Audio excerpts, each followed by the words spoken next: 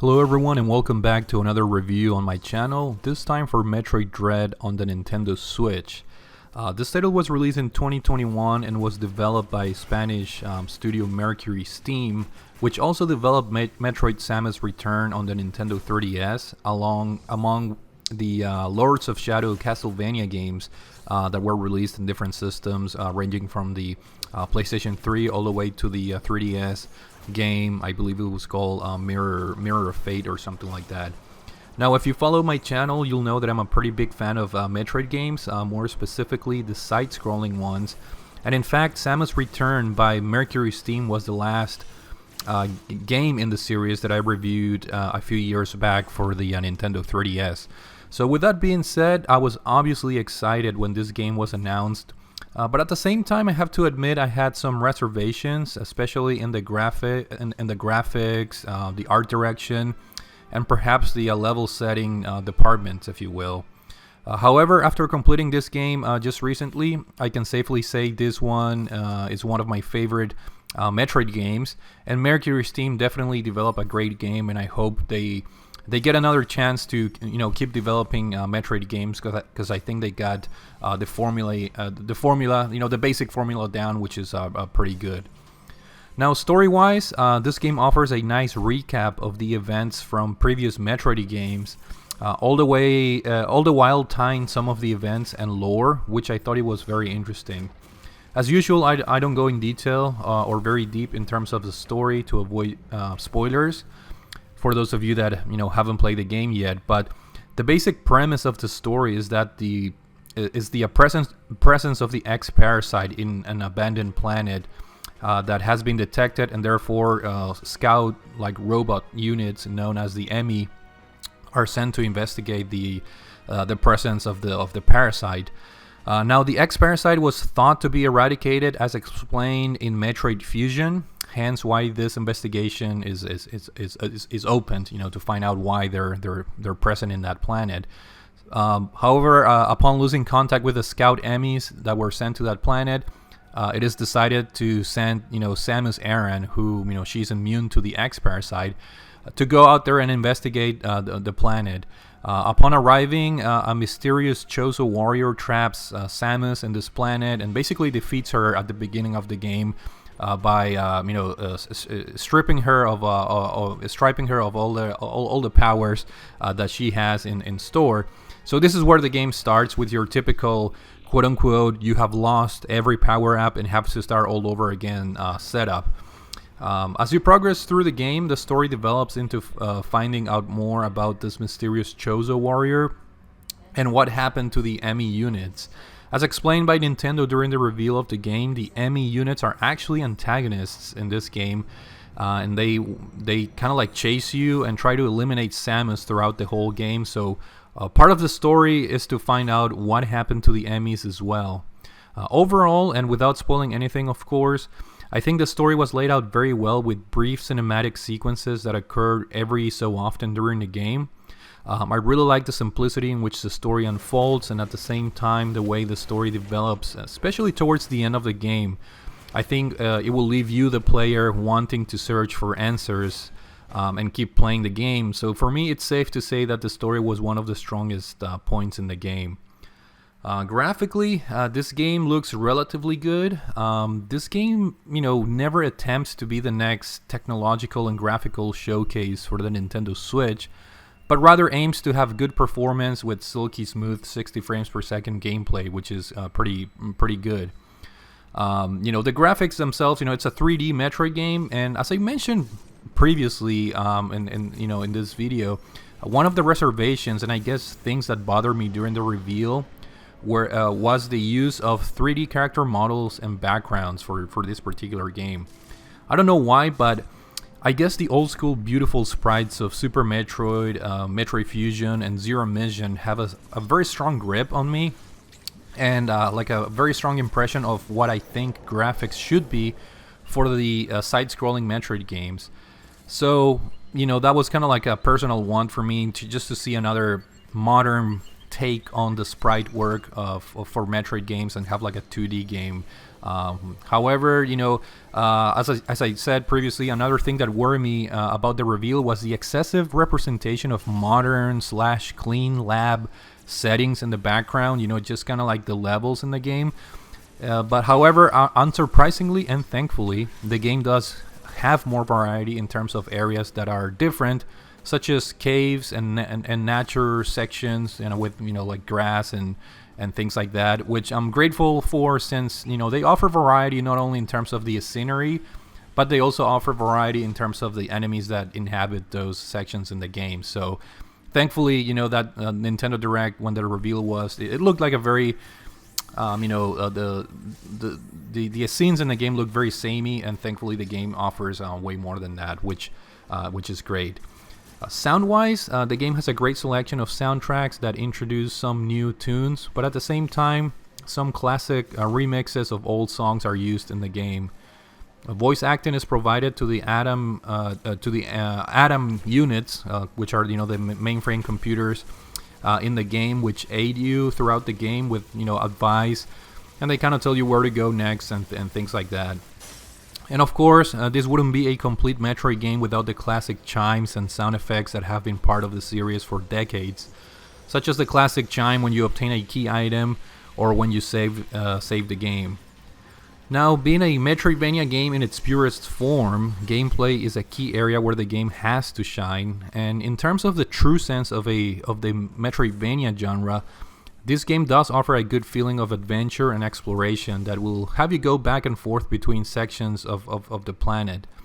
The game does lean a bit towards more of a linear Metroidvania type of game for several segments of the game, which some fans found disappointing, but I thought the balance between linearity and exploration was very well executed. There were areas or times in the game where I was lost for a little bit, not for a long while, but the game does offer you that I guess freedom to explore, and as you progress through the game, you unlock these warp points that are very helpful in navigating the environment. As usual, you start without key items and you slowly have to collect them to advance throughout the game.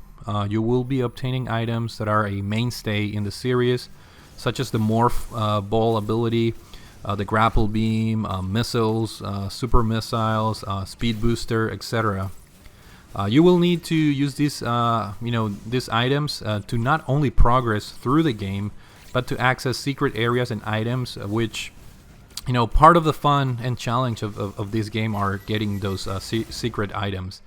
I thought about completing the game to 100%, collecting all the items for this particular review. But truthfully, some of the items required a lot of skill and by default a whole lot of patience. And therefore I decided to beat the final boss with about, I think, 80% of the items collected, which is pretty good. I did have to go and backtrack before the final boss fight because, again, I was on that process. I was hoping to get 100% of the items, but I realized that would have taken a little too long. So, decided to just face the final boss with about 80% of the items, which is pretty good because, the items that you encounter throughout the game are, more missiles, obviously, which obviously helps during boss battles.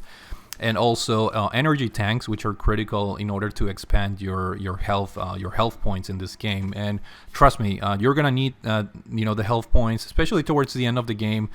Some of the mid bosses and of course the boss battles are pretty tricky. They're gonna test your patience. There are some nifty gameplay features that are not necessarily part of the classic Metroid games and formula, such as physical counterattacks and evasion moves, which are pretty cool and definitely add more flavor to this game. These moves require good reflexes and timing as well as just a learning curve depending on the type of enemy. And these moves are very useful and almost necessary and needed to beat certain enemies, mid bosses and regular bosses, as I mentioned previously. Of course, another gameplay addition that is unique to this game is the EMI sections. The EMI units basically have been reprogrammed to eliminate Samus, and so their sections take the form of a nemesis chase type of scenario, similar to the Resident Evil 3 games where you have the antagonist chasing you throughout the game. There are, I believe, 7 Emmys throughout the game, and each one has a different style of search. They have different tricks up their sleeve, so you will have your handful trying to learn their moves and patterns, as well as the level design where they're located. Thankfully, the Emmy sections in the game are confined to specific regions within the different levels. So every time you step into an Emmy zone, you know exactly what to expect, which I thought it was pretty cool. At first, I thought they were going to be chasing you randomly throughout the game, but no. The Emmy sections are very well, I guess, defined within the different levels of the game. And I thought that was kind of cool because, in Resident Evil 2, Mr. X, and then, Resident Evil 3, sometimes it gets annoying when that, randomness of them chasing you occurs. Now, once an Emmy discovers you, a chase sequence begins, basically, and you will have to use every bit of controlling skills to escape them. At first, I really enjoyed the Emmy sections and concepts in the game, but it got old fairly quick, fast, and towards the end, it was a little bit of a drag, if I have to be honest, for me to play these sections. There are a couple of unfair AI mechanics at play, in my opinion, in such a way where if you use a cloak power-up, for example, to become invisible, you shouldn't be able to be spotted, but the Emmy's AIs mysteriously hangs around where you're hiding, which I thought it was total, bullshit, and just plain irritating. When you use the cloak device, the Emmys would just hang around in that room, almost like knowing you're there, and that didn't make a whole lot of sense to me. So there were definitely some AI quirks that were in favor of obviously the AI and against the player. You see, I don't mind developers adding a challenge in a fair way in games, but this felt more like adding irritation and frustration to the player, if I have to be honest. Now, puzzles are decent in the game, and I personally enjoy the progression of upgrades for this game. Perhaps better done over Samus Returns, which was another great game in the series for the Nintendo 3DS. In terms of difficulty, I found that some mid-bosses and bosses were challenging, but the key is to be patient and, of course, learn their moves and patterns, and then apply your knowledge in the use of the items and upgrades that you have at hand to handle the situations. So yeah, at parts it was a bit infuriating, but very rewarding, once you beat that particular enemy or boss battle. Overall, Metroid Dread is one of my favorite side-scrolling Metroid games, and you should definitely own this game if you own a Nintendo Switch. I was probably going to hand my Game of the Year award to this game, but certain things like the Emmy section, repetition, and head-scratching AI definitely helped me in knocking some points off. And eventually my Game of the Year for 2021 wound up being The Forgotten City, which, by the way, if you haven't played it yet, make sure you check it out. It's a great game. There are some nifty, additions. Once you beat the game, you have the hard mode that is unlocked, and other things that extend the replay value. And of course, there's also amiibo integration with this game. I just thought I mentioned that, but. Other than that, that's it for my review. Thanks again for all of you guys for watching the video, and I will see you guys later. Take it easy.